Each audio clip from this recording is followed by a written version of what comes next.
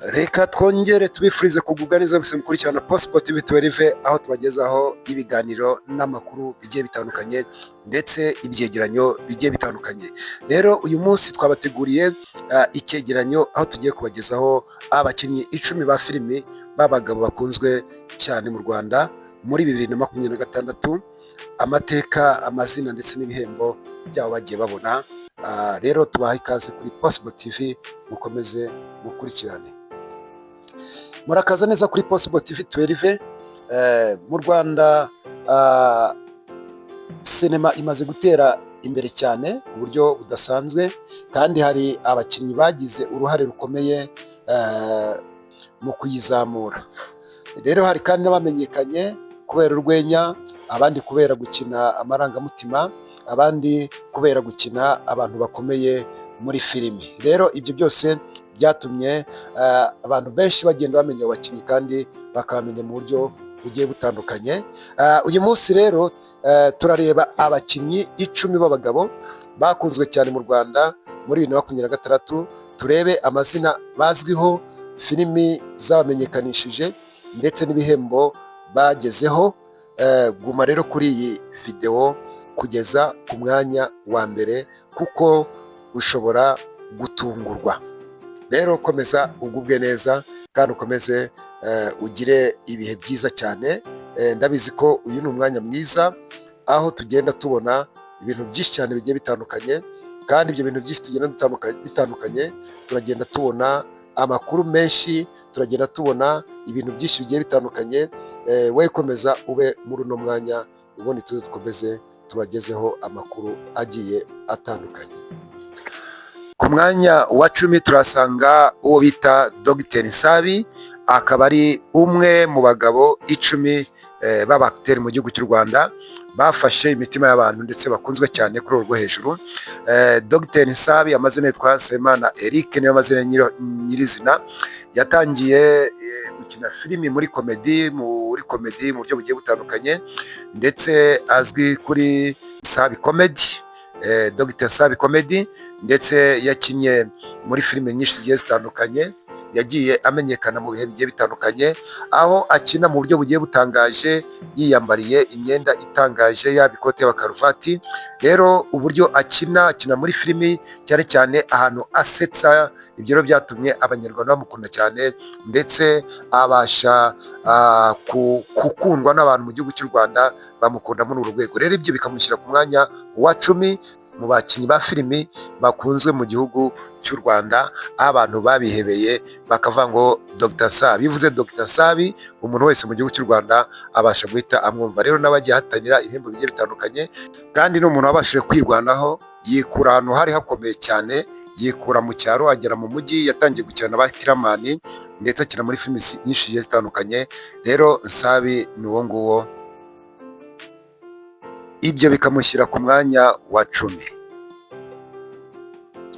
Ku mwanya wa 9 turasanga uwo bita Asha Nkusi cyangwa se Arthur Nkusi. Uyu nawe yamenyekanye mu gukina filimi mu buryo budasanzwe ndetse gukina komedi. Ngira ngo mu gihugu cyacu cy'u Rwanda abantu benshi bagiye bamenya uyu muntu bita Asha cyangwa se Nkusi, bagiye bamumenya ku buryo bugiye budasanzwe, ndetse bagiye bamumenya mu buryo umuntu yavuga bw'umwihariko. Rero uyu Nkusi cyangwa se Asha, izina rye nyaryo niyitwa nyine Arthur cyangwa se Asha Nkusi. Izina azwiho ni iryo, ni Nkusi. Rero yatangiye gukina ndetse no kumenyekana cyane cyane mu myidagaduro mu myaka ya 2010, cyane cyane mu gutera urwenya komedi. Nyuma agenda agaragara no muri sinema. Ibikorwa rero byamumenyekanishije, ibikorwa bya komedi kuri televiziyo ndetse no ku mbuga nkoranyambaga, filimi n'ibikorwa bya sinema bitandukanye. Ibyo byose Nkusi yagiye abibonekaho. Rero ibyo akunda gukina cyangwa se akenshi agaragara mu nshingano zisaba urwenya n'ubwenge bwo gutera abantu akanyamuneza cyangwa se gusetsa abantu kugira ngo muze kubyumva neza. Rero ibihembo n'ishimwe yagiye ahabwa, ibihembo n'ishimwe mu bijyanye na komedi n'imyidagaduro mu gihugu cy'u Rwanda. Rero impamvu akunzwe ni uko afite ubunararibonye mu gutuma abantu baseka no gukina mu buryo bworoshye. Rero ibyo bikamuzana ku mwanya wa 9 mu bakinnyi ba filimi mu gihugu cyo mu Rwanda bakunzwe cyane kurusha abandi. Tugeze ku mwanya wa 8 aho dusanga bita Roger Nsengiyumva. Roger Nsengiyumva niwe dusanze ku mwanya wa 8, aho uyu nawe azwi cyane mu gukina filimi ndetse yagiye agaragara mu buryo bugiye butandukanye, aho yagiye akina mu buryo bwagiye butungura cyangwa se butangaza abantu. Rero kuri uyu mwanya wa 8, Roger Nsengiyumva, izina rye nk'uko nababwiye ni Roger Nsengiyumva, ndetse anakina muri iryo zina n'ubundi, ndetse yatangiye gukina cyangwa se yamenyekanye cyane cyane mu myaka ya 2010 niho yatangiye gukina filime. Rero filime yamuzamuye hariyo bita filimi Africa United yo muri 2010, imwe muri filimi zamugejeje ku rwego mpuzamahanga. Izindi filimi yagiye akina, yagaragaye mu bikorwa bya sinema mpuzamahanga bitandukanye, ibihembo n'ishimwe yagiye ahabwa, n'ishimwe kubera kuba umwe mu banyarwanda bageze ku rwego mpuzamahanga muri sinema. Rero impamvu akunzwe ni uko ari umwe mu bakinnyi bagaragaje ko umunyarwanda ashobora gukina filimi zirebwa ku rwego mpuzamahanga. Rero ibyo bikamushyira ku mwanya wa 8. Ku mwanya wa 7, ku mwanya wa 7 turahasanga umukinnyi wa filimi bita Emmy Ndayizeye cyangwa se uwo bita Manu. Rero ku mwanya wa 7 hari Emmy Ndayizeye uzwi nka Manu. Uyu mwanya wa 7 ni umwanya tugiye gukurikirana tureba ese ni ibihe bintu biranga uyu Emmy. Tugiye kugenda tureba ibyo ari byo kugira ngo dukomeze dukurikirane ibigenda bimuvugaho cyangwa se ibigenda bimurangwaho cyangwa se uburyo yagiye yitwara mu bijyanye na filimi z'abanyarwanda, ndetse mu buryo bagiye bakina, uburyo bagiye bagaragara, ukuntu bagiye bitwara. Rero uyu Emmy Ndayizeye, izina rye n'ubundi ni Emmy Ndayizeye, izina azwiho ni Manu. Yatangiye gukina ndetse yamenyekanye cyane cyane muri myaka 2010. Filimi zamumenyekanishije ni filimi nyinshi zo mu Rwanda ndetse n'ikinamico, azwiho no gukina n'ikinamico. Rero yagiye ahatanira ibihembo by'abakinnyi beza muri sinema nyarwanda. Rero impamvu akunzwe, azwiho gukina amarangamutima no gutuma abareba bumva inkuru bakageza ubwo bayirangiza. Rero ibyo bikamushyira ku mwanya wa 7 w'abakinnyi ba filime b'abagabo mu Rwanda bakunzwe kandi bakurikirwa ku mbuga zigiye zitandukanye cyangwa se muri filimi z'abanyarwanda. Tugeze ku mwanya wa 6 aho dusanga uwo bita Didier Kamanzi. Didier Kamanzi ku mwanya wa 6 niyo dusanze. Didier Kamanzi ni muntu ki? Didier Kamanzi izina rye yitwa n'undi Didier Kamanzi, ari naryo zina azwiho. Yatangiye gukina filimi mu myaka mu mwaka w'2000. Filimi zamumenyekanishije hariyo bita Catherine yayikinnyemo, Rwasa yayikinnyemo, Rwasibo yayikinnyemo. Ibihembo yegukanye ibihembo bitandukanye by'umukinnyi mwiza mu bihe ndetse bigiye bitandukanye.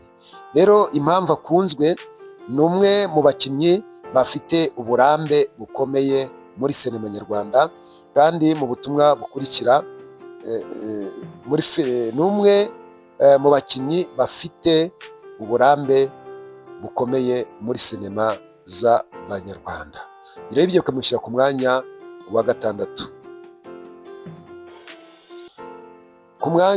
Tugeze ku mwanya wa 5. Ku mwanya wa 5 turasanga Karabutoni Kibonke.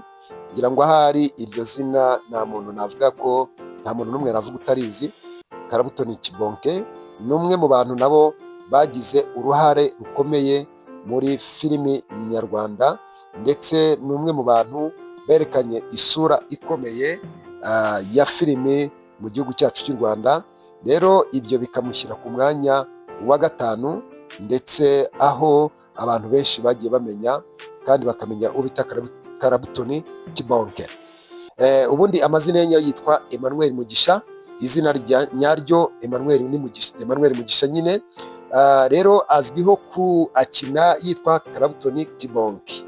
Rero yatangiye gukina ndetse no kumenyekana mu myaka cyangwa se mu mwaka w'ibihumbi 2010, muri filimi ndetse na seri zo mu Rwanda. Ibihembo muri 2023 yatwaye igihembo cya Best Actor muri Rwanda International Movie Award. Aho ngaho yatwaye igihembo muri 2023. Rero impamvu akunzwe, azwiho gukina neza amarangamutima n'uruhare rw'umukinnyi mukuru. Rero ibyo bikamushyira ku mwanya wa gatanu, uwo bita Karabutoni Kibonke. Rero ni umukinnyi ukomeye cyane, ni umukinnyi uri ku rwego rukomeye cyane mu gihugu cy'u Rwanda, kandi ni umukinnyi wubatse amateka. Tugeze ku mwanya wa kane, aho dusanga uwo bita Ngenzi. Amazina ye akina yitwa Ngenzi. Uyu Ngenzi ku bw'ibigwi n'ibintu yakoze cyangwa se n'uburyo yakinnye filimi mu buryo budasanzwe, byamushyize ku mwanya wa kane w'uru rutonde twabegeranyije. Aho uyu Ngenzi izina rye nyaryo yitwa Daniel Gaga, akunze kwitwa Dani Gaga cyangwa se Ngenzi. Mu izina ryiwe rya filimi cyangwa se azwiho muri filimi ni Ngenzi. Ngira ngo abantu mwese muzi Ngenzi, umugabo uzi gukina neza cyane, umuntu ukina neza cyane kandi akajya mu mwanya ari gukina. Rero yatangiye kugaragara muri sinema mu myaka ya mbere y'ibihumbi bibiri cyangwa se umwaka w'ibihumbi 2000. Yakinnye muri filimi mpuzamahanga Shake Hands with the Devil 2004. Filimi zamumenyekanishije hari nk'iyo bita Ikigeragezo cy'ubuzima. Niho yakomoye izina rya Ngenzi, byatumye amenyekana cyane. Yakinnye muri Ryangombe, yakinnye muri Anita, yakinnye muri Nkuba ndetse na Ndumukristo. Uruhare rwe azwiho gukina, akenshi yamenyekanye mu gukina abantu bakomeye cyangwa se bafite imyitwarire ikomeye, bituma bamwe bamufata nk'umukinnyi w'ubuhanga mu gukina amarangamutima. Ngira ngo ahari mwagiye mubibona, hari n'abantu babonaga Ngenzi bakamutinya bitewe n'uko yakinaga filimi za zindi bakavuga mbega filimi z'ubugome. Rero ibyo bikamushyira ku mwanya wa kane w'abakinnyi 10 bakomeye kandi ba filimi mu Rwanda. Rero afite izina rikomeye muri sinema nyarwanda. Tugeze ku mwanya wa gatatu. Ku mwanya wa gatatu turasanga umukinnyi wa filimi bita Papa Sava. Papa Sava ni umukinnyi wubatse izina, ndetse iyo umubajije igihe amaze muri filimi aravuga ngo amaze igihe filimi zimaze mu Rwanda, cyangwa se igihe filimi zabereye mu Rwanda, nicyo gihe nawe amaze. Iyo umubajije niko avuga. Rero Papa Sava ni umukinnyi wubatse izina mu gihugu cy'u Rwanda ku rwego rwo hejuru.